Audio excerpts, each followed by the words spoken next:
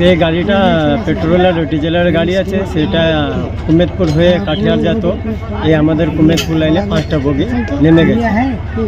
আমাদের এখানে এখন কাজ করানো হচ্ছে, প্লাস এখন সব লাগে ভিড়ে এখানকার বাসিন্দা প্লাস আমরা লেবার মজদুর যত আছে সবাই ভিড়ে আছি।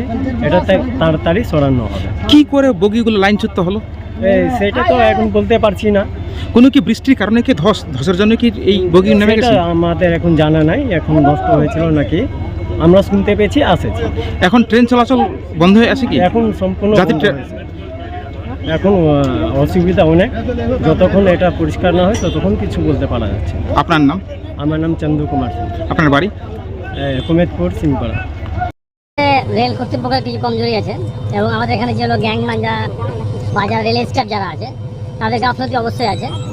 কারণ হয়তো এই বৃষ্টির সময় হয়তো অনেক সময় মাটি ধস হয় বা রেল লাইনচ্যুত হয়, সেটাকে দেখাশোনার ব্যাপারটা রেলের দায়িত্ব।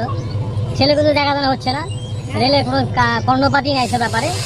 হ্যাঁ, বিশেষ করে কিছুদিন আগে বেশ জুলাই মাসে 4-5টা ঘটনা ঘটলো। আপনার শিলিগুড়িতে হলো একটা, বাকি আপনার বিভিন্ন জায়গায় হাওড়া এক্সপ্রেসে একটা ঘটনা হলো, সেখানে অনেক মানুষ মারা গেল। তবুও গভর্নমেন্টে বা রেলের কোনো কর্ণপাত হচ্ছে না। রেলের তাহলে সরকার কি মানুষের প্রাণকে কি তারা কোনো মূল্য দিচ্ছে না? কি মনে তাই তো মনে হচ্ছে যে কোনো মূল্য দিচ্ছে না এরা। মূল্য দিলে পারে ট্রেনে উঠলেই কি তাকে সরকারি টিকিট কাটতে হবে? অবশ্যই সরকার বিনা টিকিটে তো কেউ যাচ্ছে না কেউ। না, মানুষ ট্রেনের টিকিট কাটছে সফরের জন্য, কোনো দূরপাল্লা ট্রেনের জন্য, কিন্তু এখানে দেখা যাচ্ছে মানুষ ট্রেনে উঠলেই সে সরকারি টিকিট কেটে নিচ্ছে, মানে সে মারা যাচ্ছে। অবশ্যই কি বলবেন এটাকে নিয়ে? এটা নিয়ে কি বলে, এখানে তো ওই তো একটাই কথা যে এখানে দায়িত্বহীন রেল। হ্যাঁ, এবং কেন্দ্র সরকারের কিছু আছে, গাফলতি আছে, রেলের প্রতি কোনো নজর নেই। হ্যাঁ, দেখেন কিছুদিন আগে থেকে রেল বিভিন্ন ধরনের প্রাইভেট সংস্থা হয়ে যাচ্ছে, কিন্তু রেল গভর্নমেন্ট সঠিকভাবে সেটা সঠিক ইউটিলাইজ করছে না এবং মানুষের সাথে এটাকে ছেড়ে মেরে খেলা হচ্ছে, মানুষের জীবন নিয়ে খেলা হচ্ছে। আপনার নাম? আমার নাম মোহাম্মদ তারিক আনোয়ার। আমি বর্তমানে এখন ভাইস প্রেসিডেন্ট মালদা ডিস্ট্রিক্টের মাইনরিটি সেলের টিএমসি পার্টি। রেল অ্যাক্সিডেন্ট হয়েছে, কারণ তো খুব কষ্ট মানুষের। তো এখন চলাচল বন্ধ হয় সবারই। সাপ যতক্ষণ সাপ না হবে ততক্ষণ তো যাচ্ছে না ট্রেন। মানুষের খুব এই মালগাড়ি যাচ্ছিল কোথায়? শিলিগুড়ি থেকে কাঠিয়ে যাচ্ছিল, 5টা বগি করে রেল ছেড়ে দিয়েছে। কোন রকম কি বগি উল্টে গেছে? বগি রেল ছেড়েছে।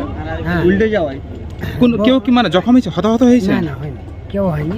হ্যাঁ, কি ভর্তি রয়েছে সেই মালগাড়িতে? তেল আছে, পেট্রোল ভরা আছে, ডিজেল তেল ভরা আছে। আপনার নাম? আনসুর রহমান। বাড়ি? বাড়ি কুমেদপুর। দেখলাম সকালে এসে দেখছি যে 4-5টা বগি মানে লাইনচ্যুত হয়ে গেছে এবং রাস্তায় আমাদের যে সড়কগুলো আছে ওগুলোতে অনেক যাত্রীবাহীগুলো মানে হেঁটে হেঁটে নিজের জায়গায় যাচ্ছে। অনেক মানে ক্লান্ত দেখছি তাদেরকে। জিজ্ঞাসা করলাম তো বলছে এরকম মানে যাও বাড়ি যাওয়ার রাস্তা নাই, অনেক সব হেঁটে হেঁটে যাচ্ছে, অনেক গেল সব। কটা বগি কাকা লাইনচ্যুত হয়েছে? লাইনচ্যুত বর্তমানে যা দেখছি আমি 2টো বগি অলরেডি লাইনচ্যুত হয়ে আছে। কটা বগি হয়েছে? বগি টোটাল 5টা এখানে দেখছি। আমরা তো উপরে এই যে একের পর এক যাত্রী ট্রেন থেকে এখন মালগাড়ি দুর্ঘটনার শিকার হচ্ছে, এটাকে নিয়ে কি জানাবেন, কি বলবেন প্রশাসনকে, কাকে দায়ী করবেন এই জিনিস? এখানে আমি যা দেখলাম মানে মাস কয়েকের মধ্যে প্রায় অনেক জায়গাতে 4-5টা জায়গায় মারাত্মকভাবে অ্যাক্সিডেন্ট হয়েছে, সেখানে অনেক প্রাণহানিও হয়েছে। এবং এখানে একটা হলো আজকে বর্তমানে, এখানেও মানে একটাই যে প্যাসেঞ্জার হচ্ছে না, কিন্তু এখানে মানে ডিজেল গাড়ি হয়েছে, এটাই বড় মানে এই ব্যাপার। কিন্তু এখানে সরকার আগে যেগুলো হতো সকালে দেখতাম, রাত্রে দেখতাম ওই যে ট্রেনে আপনার এই যে লাল পোশাক পরে মানে আপনার এই যে এইগুলো রেলগুলো নিয়ে ঘুরতো, সকাল সন্ধ্যা ঘুরতো, এখন ওগুলো আর দেখতে পাচ্ছি না।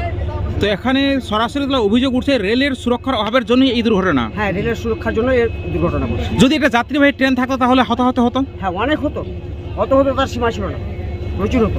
আপনার নাম? ইকবাল হোসেন। বাড়ি? উত্তর তালগ্রাম।